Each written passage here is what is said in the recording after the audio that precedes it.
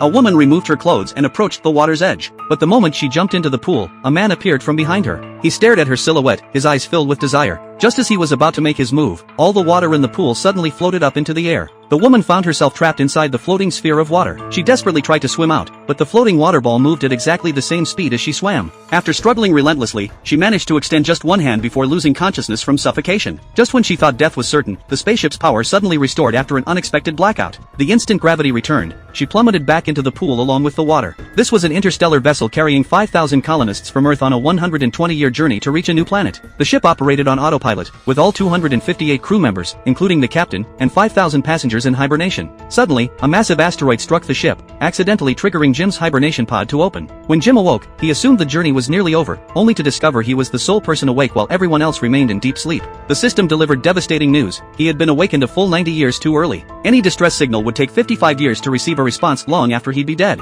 Jim frantically tried to re-enter hibernation, but discovered that this supposedly perfect ship had no restart function whatsoever. A year passed, and Jim transformed from a successful businessman into a disheveled drifter, pouring out his loneliness daily to the bartender robot. He began envying the sleeping passengers and even contemplated killing them. In desperation, Jim put on a spacesuit and stepped outside the ship, ready to end his life in the endless void of space. But when he placed his hand on the decompression button, he couldn't summon the courage to press it. After returning to the cabin, Jim suddenly noticed a woman. Aurora lay peacefully in her hibernation pod. Jim began reading her work, sitting beside her daily to eat and chat as if she could hear everything. Gradually, Jim conceived a desperate idea. He would wake Aurora to keep him company through this endless stretch of time.